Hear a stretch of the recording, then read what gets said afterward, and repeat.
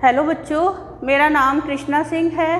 मैं ललिता प्रसाद सरस्वती बालिका विद्या मंदिर बुलंदशहर की हिंदी विषय की अध्यापिका हूँ।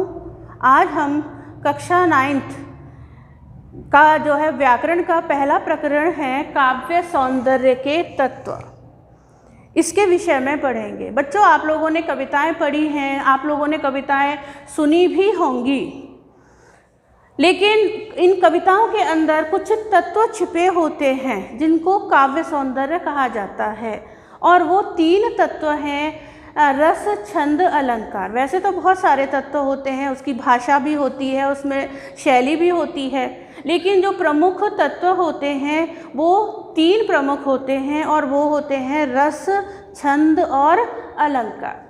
ये हर कविता के अंदर होते हैं। अगर ये ना होंगे तो कविता बिल्कुल बेकार, बेजान जिसे कहते हैं, जिसके अंदर जान नहीं होती है, ऐसी कविता हमें जो है पढ़ने को मिलेगी। तो ये सारे तत्व कैसे छांटने होते हैं, कैसे करना है, इसके विषय में आज हम जानकारी लेंगे।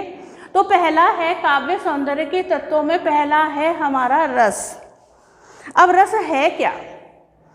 अब मैंने रस का नाम लिया तो आप लोगों के दिमाग में आ गया होगा कि बहुत सारे बाज़ार में नई नई तरह तरह के रस मिलते हैं, कि कहीं वो रस तो नहीं है।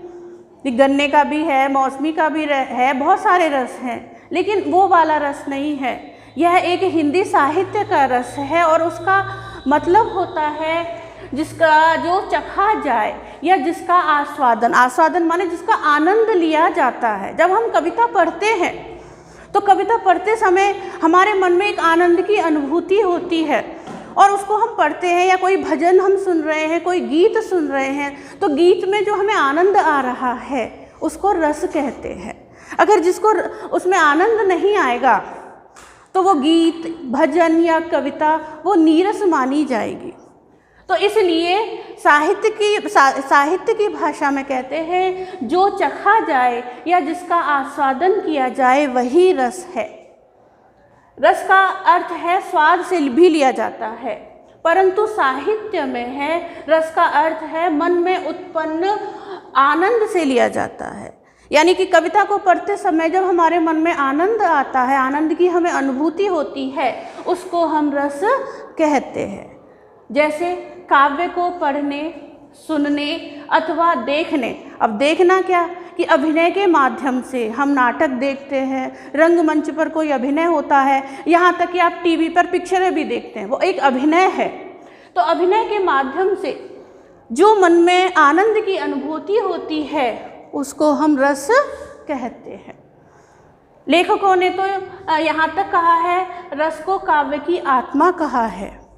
जैसे मनुष्य का शरीर है, अगर उससे आत्मा निकल जाती है तो वो निर्जीव हो जाता है, लेकिन उसमें आत्मा होती है तो वो सजीव होती है। उसी तरह से रस को काव्य की आत्मा कहा है। अगर रस नहीं होगा तो जो हमारी कविता है वो नीरस, बेजान जो है महसूस होगी, और हम उसको पढ़ेंगे भी नहीं, और उसकी ओर पढ़ना तो क्या, हम उसकी ओर देखते भी नहीं हैं। तो ये है हमारा रस। अब इसके रस के हम 4 अंग हैं जो आज हम पढ़ेंगे। तो जो है रस के 4 अंग हैं, जिसको 4 अंग या अवयव माने जाते हैं। पहला है स्थायी भाव। अब ये स्थायी भाव क्या है कि ये हर मनुष्य के हृदय में होते हैं, चाहे मैं हूँ, चाहे आप हैं, या दुनिया का कोई भी व्यक्ति है।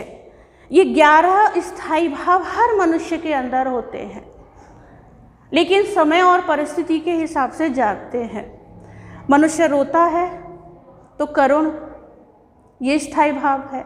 हंसता है तो हास्य है। उसमें उत्साह आता है, जोश आता है तो वीर रस हो जाता है। उसके हृदय में प्रेम भी है तो ये रति है, श्रृंगार है।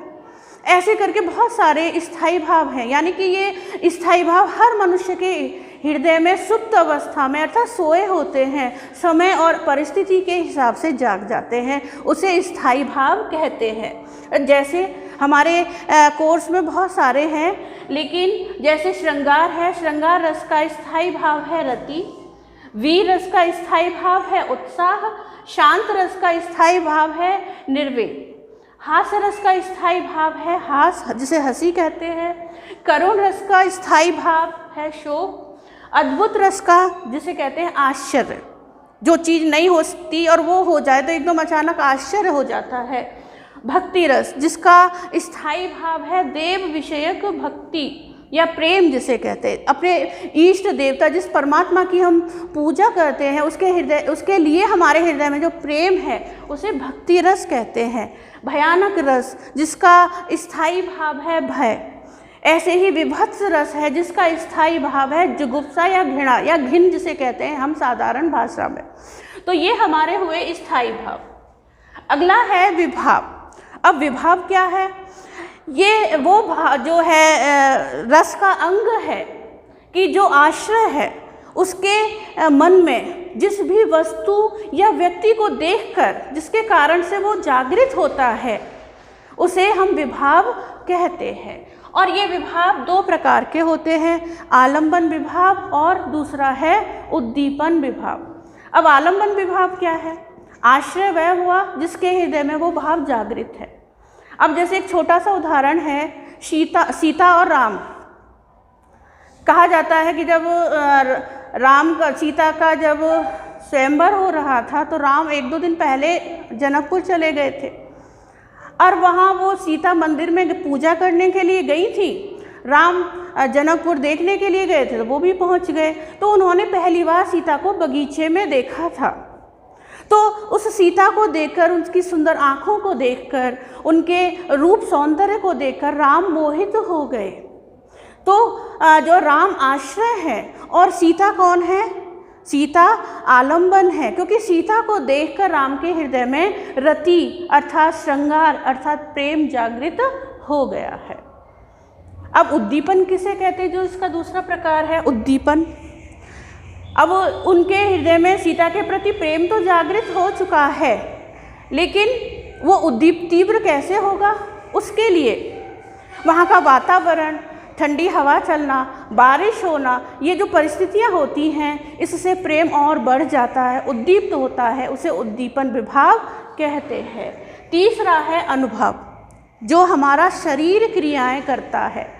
टकटकी लगाए देखे चले जाना, प्रसन्न होना, कभी कभी खुशी में आदमी का शरीर कंपित भी हो जाता है। तो जो हमारा शरीर क्रियाएं करता है उसे अनुभव कहते हैं। और अंतिम है संचारी भाव। ये मन में उठने वाले वो विकार हैं या विचार कह सकते हैं जो पानी की बुलबुले की तरह बनते और बिगड़ते हैं, बनते और बिगड़ते हैं, उसको कहते हैं संचारी भाव। इसमें ये हर्ष है, प्रसन्नता है, शोक है, ये बहुत सारे भाव होते हैं, ये 33 होते हैं। तो इस तरह से ये हमारे रस के अंग थे जो आज हमने पढ़े। अगले वीडियो में हम जो रस हैं आपके कोर्स में, और वो 2 रस हैं जो है श्रृंगार रस और वीर रस, इसके विषय में हम अगले वीडियो में आपको बताएंगे और पढ़ाएंगे। अगर आपको ये वीडियो मेरा अच्छा लगा है तो आप लाइक अवश्य करेंगे।